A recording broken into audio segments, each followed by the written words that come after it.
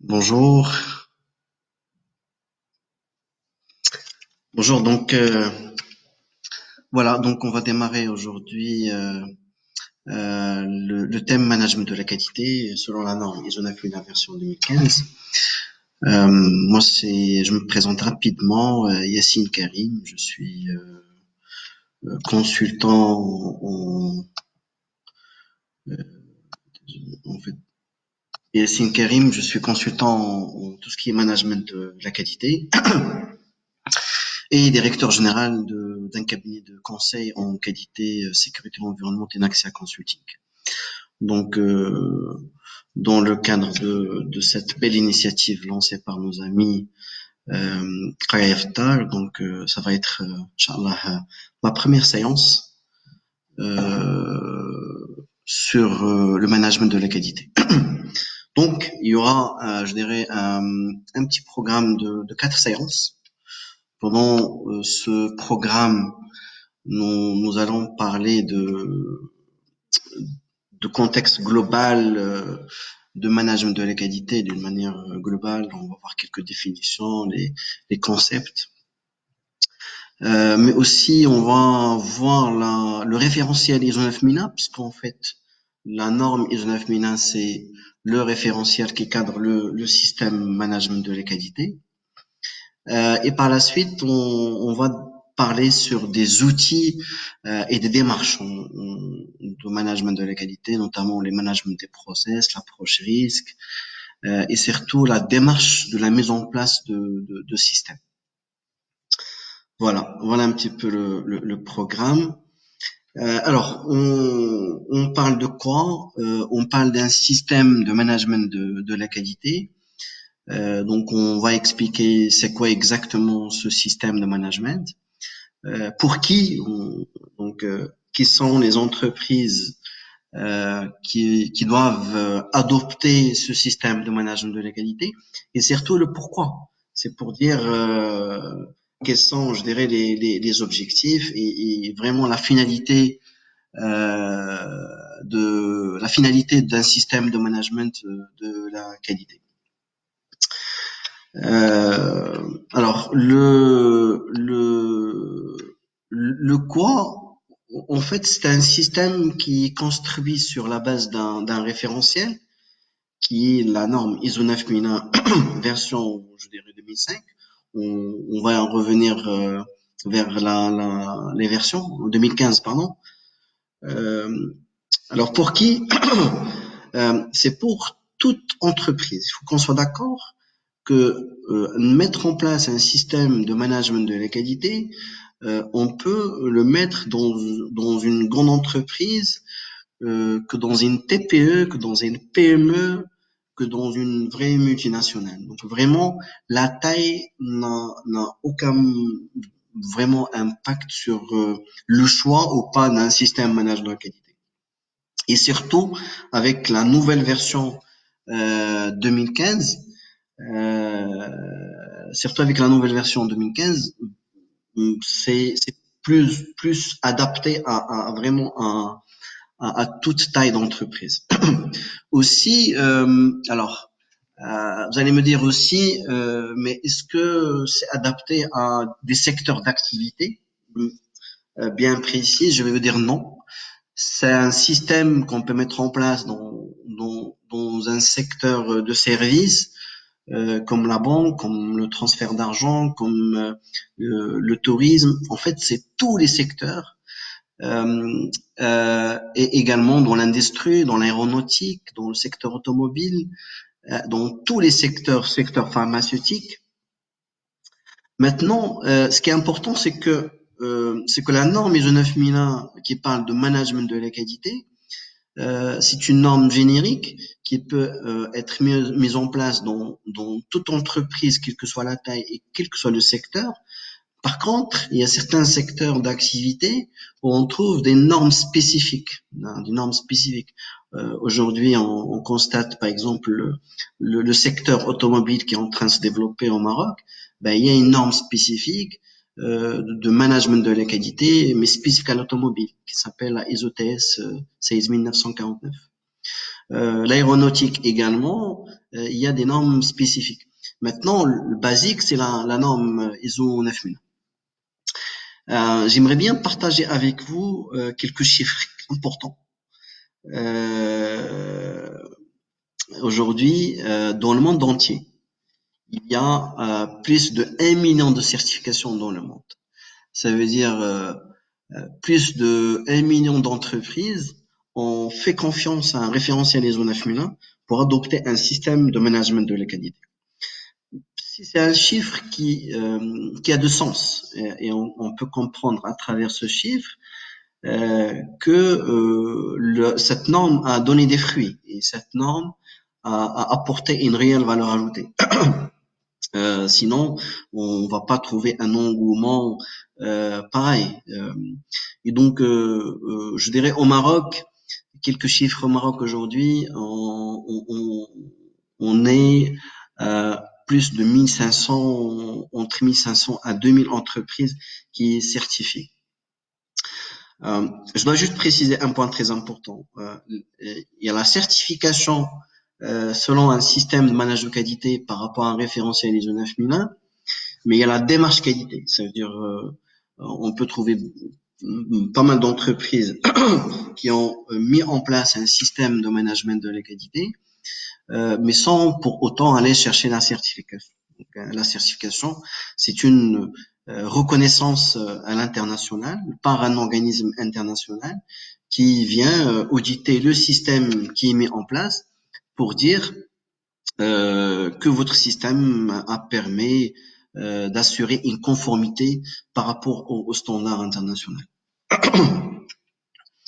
Mais pourquoi ce système de management? Quelle finalité? Je dirais quel objectif?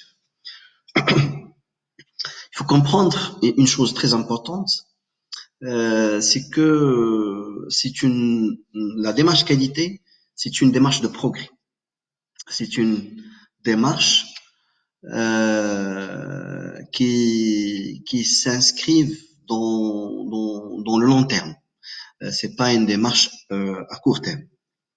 D'abord, il y a des prérequis, je dirais, organisationnels, et donc il faut qu'il y ait un minimum d'organisation préalable pour initier je dirais, une démarche qualité.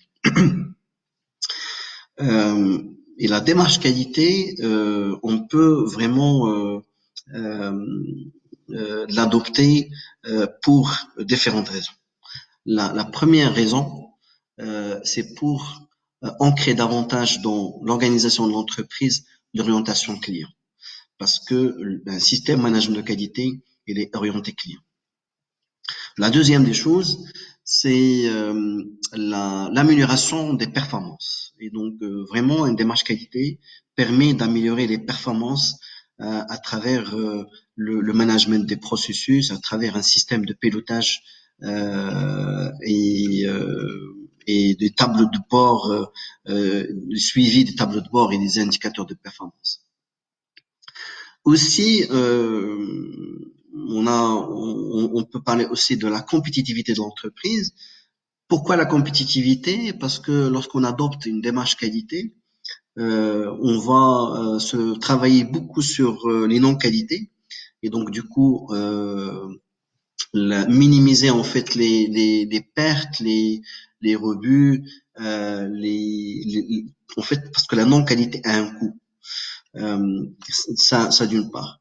Et donc, quand on parle de la non-qualité, des coûts de la non-qualité qui sont directement liés au coût de revient de produits ou services, et donc l'optimisation de ces coûts permettra d'être plus, je dirais, compétitif. Autre point, je dirais, très important par rapport à la finalité derrière une démarche qualité, ça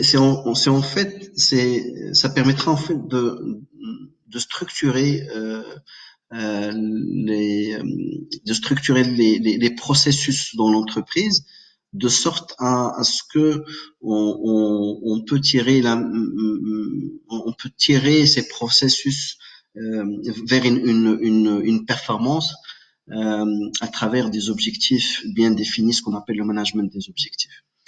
Euh, voilà, euh, une petite introduction sur le pourquoi, pour qui et quel objectif derrière.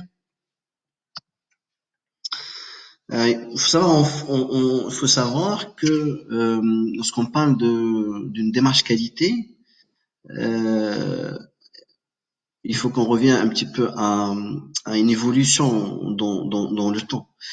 Euh, et dans chaque entreprise, elle opère dans un marché et son souci majeur d'être compétitif sur le marché, d'avoir plus de clients et assurer la satisfaction des clients. Mais il y a une logique qui entre en jeu, qui est en fait la logique de la demande et de l'offre.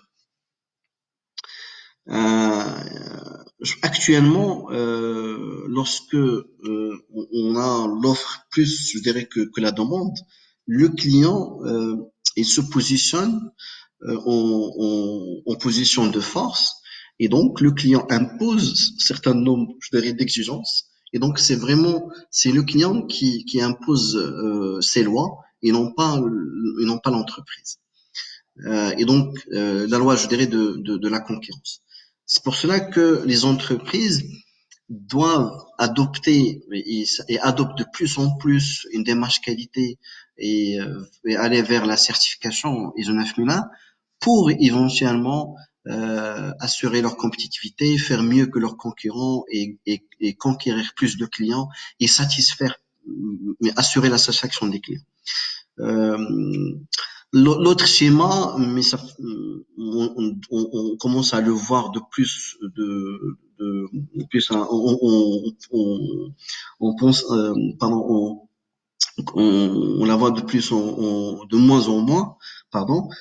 C'est que aujourd'hui, lorsque la demande est, est supérieure à l'offre, là, c'est l'entreprise qui impose ses règles. Et donc, du coup, son dernier souci, c'est le client. Maintenant, ce schéma, on commence plus à le voir, sauf dans quelques niches d'activités où il y a le monopole, comme certaines activités.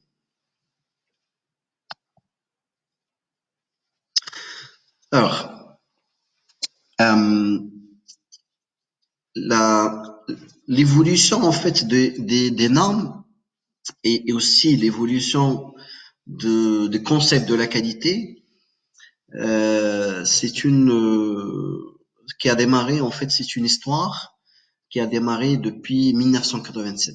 Alors, la première apparition de la première norme, c'était la ISO 9001 en 1987.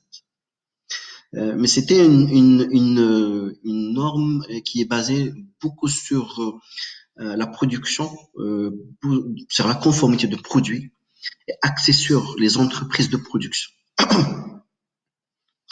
Deuxième norme, c'était en 94. En fait, l'évolution de la norme 94. Donc, c'était aussi une évolution qui a commencé à parler de l'assurance qualité.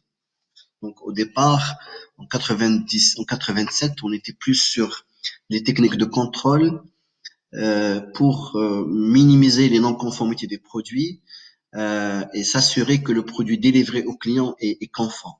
Donc c'était vraiment le souci majeur.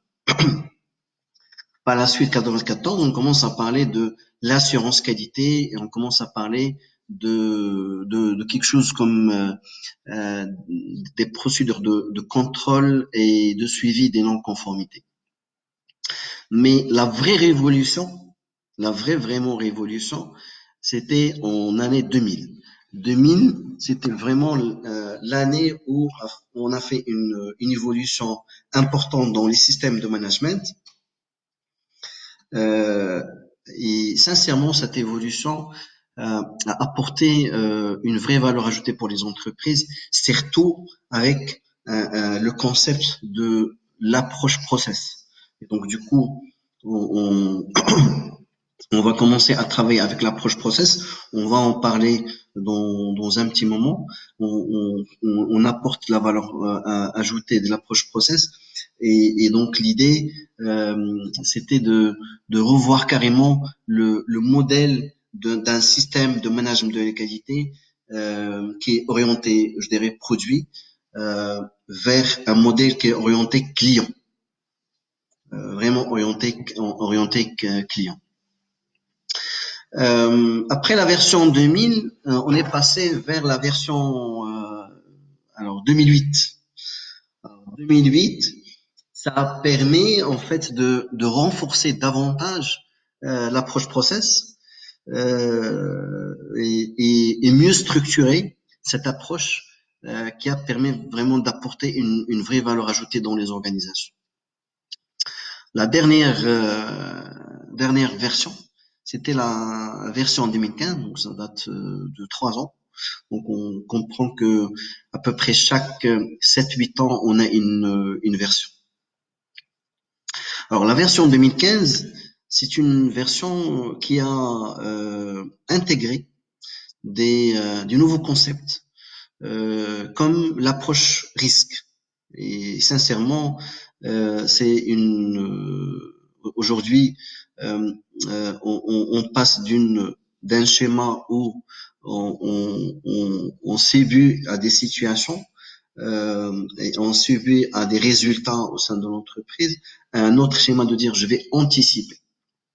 Je vais anticiper à travers l'analyse et la compréhension du contexte de l'entreprise et à travers une approche risque qui va nous permettre en fait de maîtriser nos risques au sein de l'entreprise, que ce soit des risques stratégiques ou que ce soit des risques opérationnels ou même, je dirais, des risques métiers liés au métier. Voilà un petit peu l'évolution de la norme à travers, je dirais, 5 temps, 87, 94, 2000, 2008 et 2015. Je souhaite juste apporter une petite information par rapport à ISO. Donc ISO, c'est International Standard Organization, qui est situé à Genève. Et en fait, la mission de l'organisation ISO, c'est je dirais, standardiser et normaliser les systèmes de management, que ce soit dans la qualité, que ce soit dans la sécurité au travail, que ce soit dans l'environnement ou même dans d'autres systèmes. Et en fait, cette organisation ISO a des comités techniques. Et donc, il y a un comité technique qui a la mission d'élaborer des normes spécifiques à des disciplines comme la qualité, la sécurité et l'environnement que je viens de dire. Maintenant, la question, comment ces normes sont élaborées? En fait, dans ce comité technique, il y a des membres de ce comité et en fait, les membres sont des pays, donc je pense qu'on a plus de 80 pays membres de ce comité, dont le Maroc fait partie. Et les membres de ce comité, c'est des experts, c'est des consultants, c'est des directeurs qualité dans les entreprises, qui apportent en fait le retour d'expérience terrain après l'expérimentation de démarche qualité à travers toutes ces normes que nous avons vues depuis 87. Donc les messages que je veux vraiment transmettre, que c'est l'évolution de ces normes depuis 87 à 2015, c'est grâce au retour d'expérience et de l'expérimentation des systèmes de management de la qualité au sein des entreprises. Et c'est très important, ce retour d'expérience qui a vraiment permis d'apporter une vraie amélioration et qui a apporté une vraie valeur ajoutée dans des entreprises au Maroc. Euh, je peux partager par rapport à ça mon retour d'expérience terrain, surtout dans les entreprises PME au Maroc familiales. Et première rencontre avec le dirigeant de PME, il a des soucis en termes de satisfaction client. Il a des soucis en termes de, de taux de non-conformité qui est très élevé. Il a des soucis en termes d'organisation. Il a des soucis en termes de reporting et de remontée d'informations terrain. Il a des soucis en termes de traitement des réclamations clients. Et donc, en fait, il y a plusieurs problématiques que la norme vient effectivement, et la norme ISO 9001 vient répondre à toutes ces problématiques, que ce soit au niveau stratégique, que ce soit au niveau opérationnel lié à la conduite de produit, que ce soit pour la satisfaction des clients, autour d'une démarche, je dirais, structurée et structurante. Euh, une démarche structurée et structurante, mais le plus important que ça soit une composante intégrée dans la stratégie d'entreprise. Pourquoi je dis intégrée dans la stratégie d'entreprise? Parce que il faut que c'est une démarche qui émane d'une réflexion stratégique. Derrière, il faut qu'il y ait un engagement de la direction. Et ça veut dire que le dirigeant d'entreprise, il a pris conscience de ces problématiques et il fait confiance à une démarche qualité pour lui solutionner ses problèmes à travers je dirais, cette démarche. Alors, qu'est-ce que je veux dire par ça? La démarche qualité, c'est une démarche, premièrement, qui est transverse. Elle est complémentaire à toutes les autres fonctions. La qualité, euh, il est complémentaire avec le département commercial, il est complémentaire avec le département de la production, il est complémentaire avec un département marketing, avec département maintenance. Et donc c'est pour ça qu'on parle d'un système, parce que la qualité, en étant un département isolé dans un coin, ne peut pas vraiment apporter une vraie valeur ajoutée que lorsque tout le monde s'inscrit dans cette démarche. Tout le monde va contribuer dans la démarche qualité. Euh, et surtout, la valeur ajoutée surtout que la valeur ajoutée d'un système de management de qualité, c'est d'assurer cette maîtrise entre l'ensemble des interfaces, euh, entre les processus et les départements. Tout simplement parce que la production ne peut vraiment a besoin de le département qualité pour lui donner la méthode de travail et déployer les procédures de production pour optimiser le processus de la production et délivrer des produits enfin. Parce que le commercial en amont aussi a besoin de la qualité pour bien définir les besoins des clients et pour bien comprendre qu'est-ce que veut le client pour que on va pas fabriquer ou délivrer un produit qui n'est pas vraiment ce qui a été demandé par le client. Donc là, on parle de ce qu'on appelle la qualité perçue et la qualité demandée. Donc ce qui a été demandé par le client et ce qui a été compris par le commercial et ce qui a été conçu au niveau de bureau d'études et ce qui a été réellement produit et par la suite ce qui a été réellement délivré. Et donc c'est une chaîne, hein, c'est une chaîne euh, euh, client-client. Dans cette chaîne client-client, il y a plusieurs intervenants et plusieurs process. Euh, Et donc, la qualité vient pour orchestrer, collaborer, maîtriser les interfaces entre l'ensemble de ces départements euh, pour qu'à la fin, on délivre le produit qui a été demandé par le client. Et c'est ça vraiment le point central d'un système de management de qualité.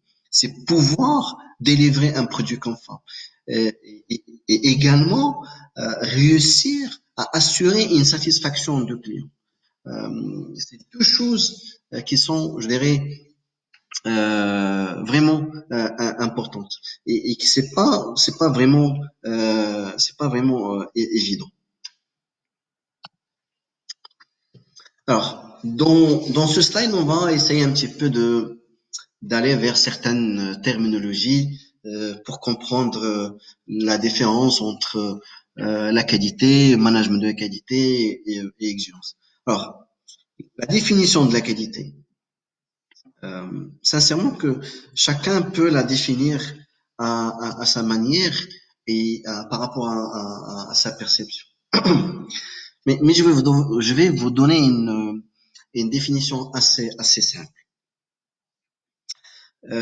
Moi, je suis le client, j'ai un besoin, j'ai un besoin spécifique d'un produit donné. Euh, et donc, le fait que l'entreprise a la capacité de me fournir ce produit qui va répondre réellement à mon besoin et que les caractéristiques de ce produit ou de service correspondent réellement à ce que j'ai exprimé comme besoin. C'est je dirais, des fondamentaux, c'est un point fondamental de la qualité.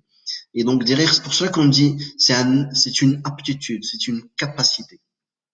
C'est une capacité d'un ensemble, je dirais, de process dans l'organisation d'entreprise qui vont maîtriser leurs interfaces, qui vont mieux collaborer entre eux pour servir un client. Donc, euh, la philosophie derrière, c'est que le client il est au centre de l'organisation et tout le monde doit travailler pour le client, que ce soit commercial, que ce soit la production, que ce soit le marketing, que ce soit le maintenance, que ce soit l'achat, que ce soit autre activité gérée support. Euh, Tout le monde a une seule finalité, c'est que le client final soit satisfait et que tout le monde doit contribuer dans la livraison d'un produit qui est vraiment conforme aux besoins des clients. Et donc, ça, c'est vraiment la définition de la qualité. C'est une capacité à fournir un produit conforme et assurer une satisfaction des clients. Donc, si on arrive à faire ça, on est vraiment déjà dans une démarche qualité. Maintenant, lorsqu'on va intégrer le management de la qualité, on va intégrer une politique derrière, un ensemble d'objectifs qui sont fixés au niveau de la direction générale et qui sont déclinés à travers les processus parce que derrière, on doit générer des résultats. Pourquoi? Parce que tout simplement, oui, tout le monde doit être orienté vers la satisfaction des clients. Mais à quel coût? À quel prix? Euh, c'est quoi notre rentabilité?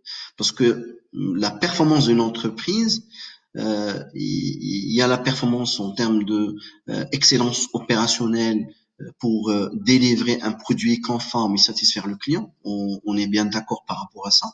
Mais aussi, il y a une performance économique. Il faut que l'entreprise capable de délivrer des résultats en termes de chiffre d'affaires, en termes de, de, de résultats financiers, des marges euh, pour assurer la pérennité de l'entreprise. C'est pour ça qu'on parle de management. Donc, on va en parler davantage tout à l'heure. Euh, L'exigence. Alors, très important de faire la différence entre le besoin. Un client il peut exprimer un besoin. Alors, j'ai un besoin de j'ai un besoin d'un trouver un moyen pour assurer mon déplacement dans le cadre de mon travail. Ça, c'est un besoin. Maintenant, lorsqu'on va décortiquer ce besoin et de dire j'ai besoin d'une voiture berline ou là une voiture de luxe et je commence à définir les caractéristiques de la voiture, je commence à mieux décortiquer et caractériser le besoin, que ce soit clair par rapport au, à l'entreprise. Euh, et donc, il faut faire attention à ce que l'exigence client soit bien comprise et soit bien définie. Encore une fois, un retour d'expérience par rapport à ce point. Beaucoup de cas d'entreprises, ils délivrent un produit ou un service, mais finalement ils se rendent compte que c'est pas ça ce qu'il voulait le client. Parce que tout simplement, en amont, la définition des besoins et d'exigences clients n'a pas été bien maîtrisée. Euh, Soit n'a pas été bien formulée, soit n'a pas été bien comprise par rapport au commercial, soit n'a pas été bien vraiment imaginée par le marketing, soit n'a pas été réellement produit comme a été demandé par le client au niveau de la production. Et donc surtout la maîtrise d'exigences clients est très très importante. Euh, et par la suite, la satisfaction des clients. Donc c'est alors la satisfaction des clients, on intègre plusieurs, je dirais, composantes. La première des choses, c'est délivrer le produit ou service qui est conforme à ce que veut le client. Ça c'est numéro un pour assurer la satisfaction des clients. Numéro deux, c'est de respecter les engagements. Et là, c'est très important de parler de respect des engagements parce que on donne des engagements par rapport au délai, on donne des engagements par rapport à certaines qualités de service, et donc vraiment il faut qu'on respecte les engagements. Et surtout le délai. Euh, vous savez très très bien que on, on, généralement, le client est très frustré lorsque l'entreprise ne respecte pas son engagement par rapport au délai. 24 heures, c'est 24 heures. 48 heures, c'est 48 heures. Un mois, c'est un mois. Une semaine, c'est une semaine. Et c'est là où je reviens vers la notion que j'ai expliquée tout à l'heure par rapport à la capacité.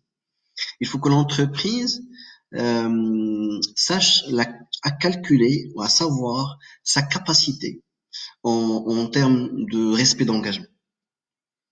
Ça veut dire, si je m'engage sur une livraison de 24 heures, il faut que j'ai la certitude que j'ai la capacité de livrer en 24 heures. Généralement, ce qui se passe, encore une fois, un retour d'expérience, on donne des engagements auxquels on n'a pas la certitude qu'on va les honorer. Et donc, du coup, on va dire, OK, je vais vous préparer cette commande dans une semaine. Parce que moi, je suis le commercial, et j'ai besoin de vendre et j'ai un objectif de chiffre d'affaires. Très bien, bien, donc je m'engage sur une semaine. Mais ce monsieur le commercial n'a pas validé le délai avec la production ou avec la logistique. Euh, Parce que la production, il a un carnet de commandes et il doit savoir est-ce qu'il a la capacité de délivrer ce service ou ce produit dans 7 jours. Alors si lui, il confirme, donc c'est un engagement validé, approuvé, auquel on doit respecter. Sinon, on doit revenir vers le client pour lui dire, s'il vous plaît, une semaine, on ne peut pas, parce qu'on n'a pas la capacité de le faire. S'il vous plaît, on voit notre capacité, c'est 10 jours.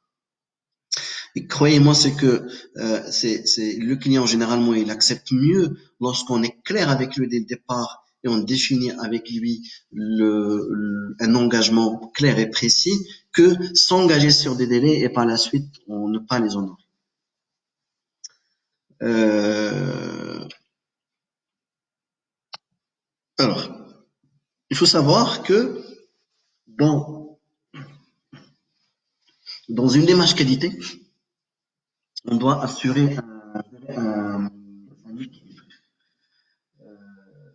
un équilibre entre plusieurs, je dirais, plusieurs parties prenantes.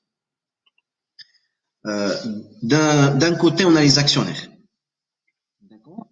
On a les actionnaires qui mettent de la pression pour réaliser les résultats. Et je pense que c'est tout à fait légitime parce que c'est des personnes qui ont investi de l'argent et il faut qu'il y ait un retour sur investissement. Et donc, il y a la pression des actionnaires pour un résultat et une rentabilité. De l'autre côté, on a la pression de clients en termes d'exigence, en termes de délai, en termes d'évolution d'exigence client qu'on doit assurer un suivi derrière. On a la pression je dirais, des personnels, la gestion de l'homme qui pèse lourd dans une démarche qualité. Et l'idée, c'est de trouver un équilibre avec l'ensemble de ces parties prenantes, notamment aussi dans un environnement qui aujourd'hui devient de plus en plus complexe.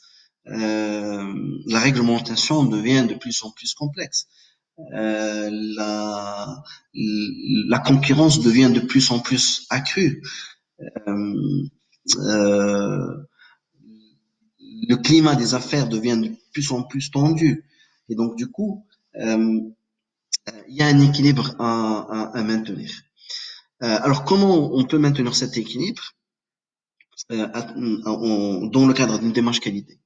Dans le cadre d'une démarche qualité, la première des choses, euh, c'est de poser un ensemble de questions. C'est-à-dire, comment concilier performance économique, compétitivité, exigence client, exigence fournisseur et réglementation.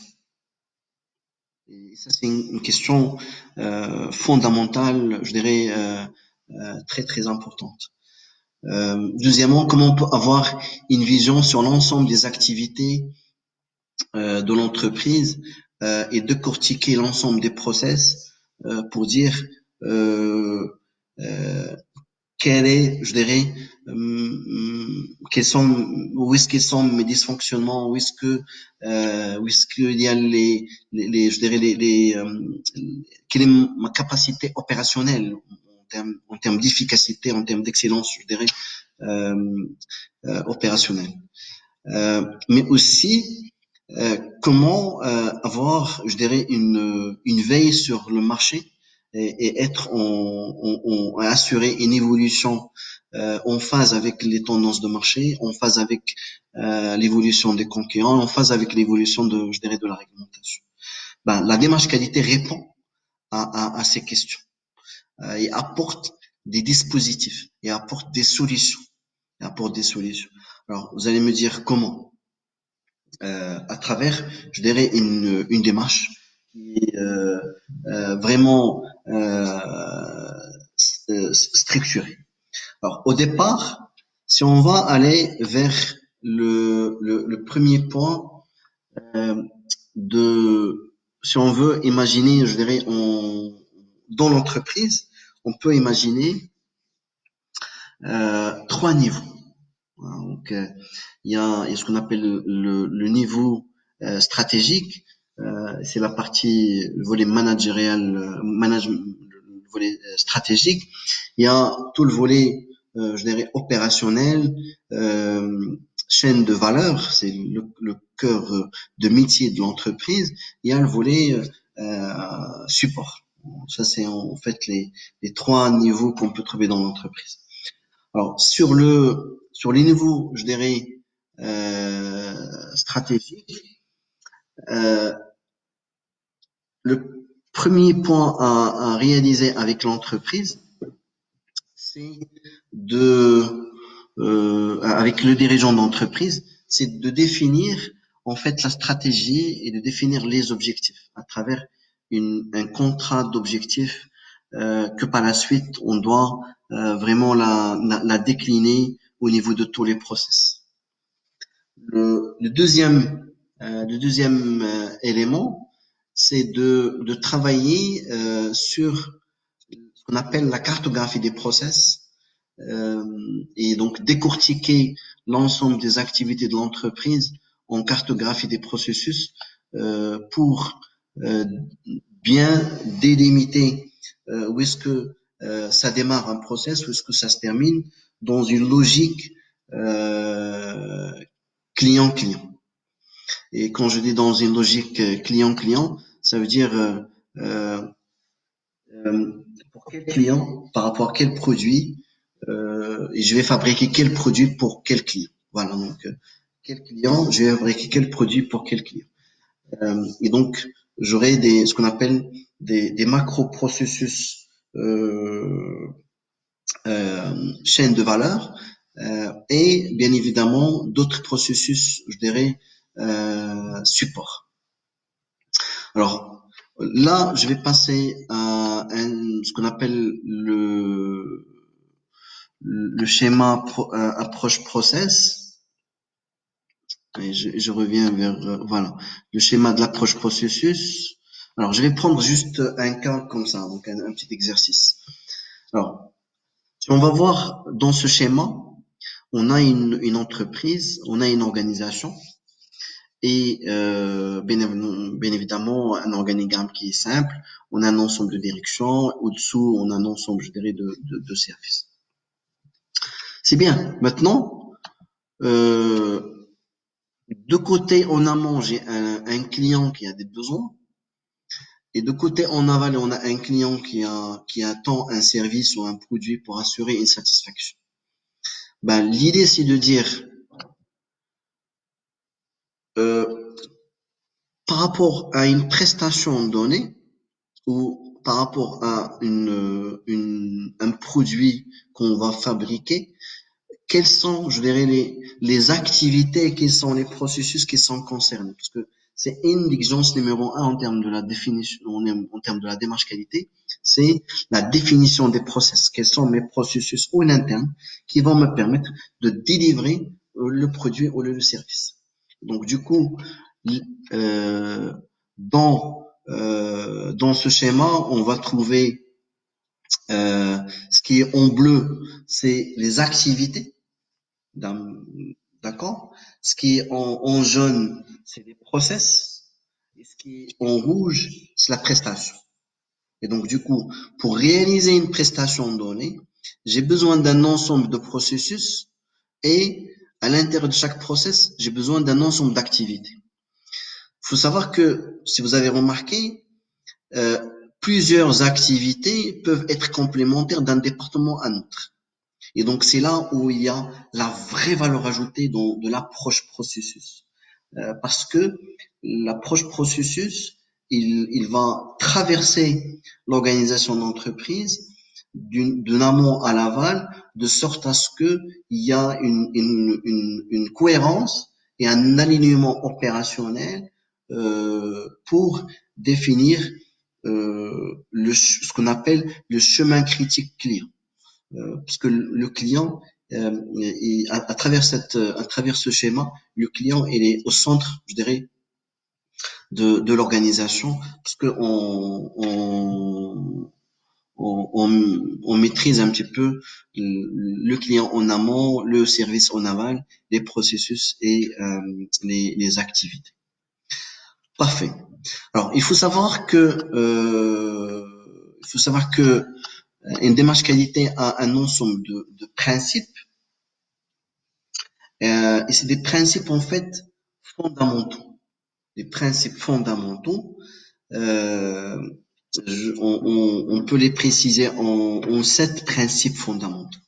Alors le premier principe, c'est le leadership. Pourquoi le leadership? Un principe fondamental de management de l'égalité. Tout simplement, euh, on ne peut pas réussir une démarche qualité si on n'a pas un leadership derrière. Leadership, que ce soit au niveau que ce soit au niveau de top management, au niveau des dirigeants d'entreprise, que ce soit au niveau des managers, que ce soit au niveau même de N-1, N-2.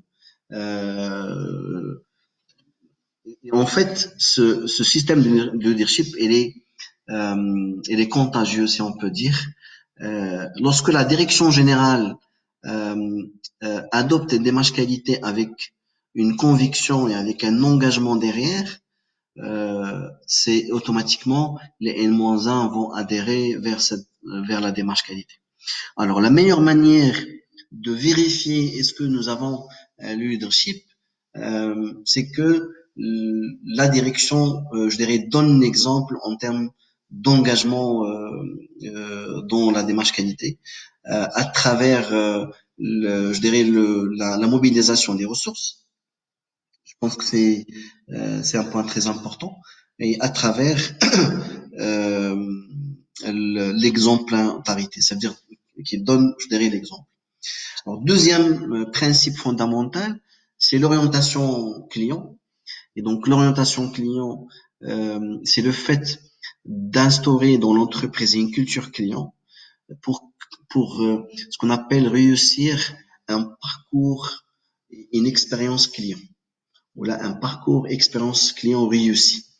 De l'amont en aval, depuis vraiment la standardiste qui répond au téléphone et qui a été sensibilisé que le client est notre finalité euh, euh, tous, passons par le commercial qui doit bien définir les besoins du client et avoir cette orientation client, vers la production parce que c'est lui qui produit, allons jusqu'au livreur qui doit comprendre que le client est important.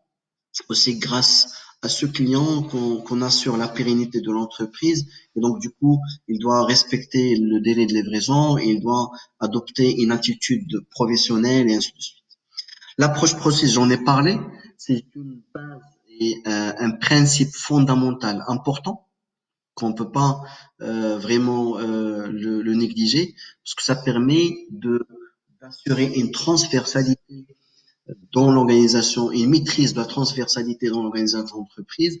Ça permet de définir les process dans l'entreprise et que chaque process est délimité par un début, une fin, avec des activités maîtrisées à l'intérieur.